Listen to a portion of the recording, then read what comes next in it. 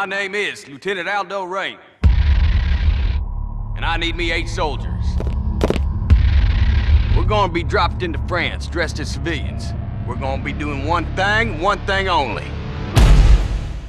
Killing Nazis. Yes, sir! Members of the National Socialist Party have conquered Europe through murder, torture, intimidation, and terror. And that's exactly what we're gonna do to them.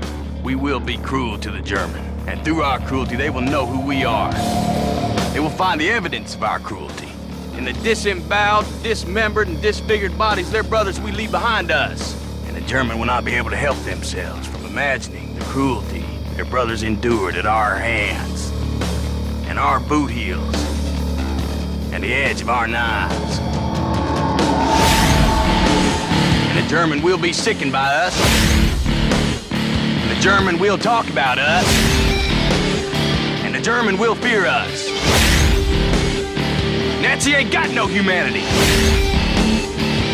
And they need to be destroyed. Each and every man under my command owes me 100 Nazi scalps. And I want my scalps. Nine, nine, nine, nine, nine, nine. Sound good? Yes, sir!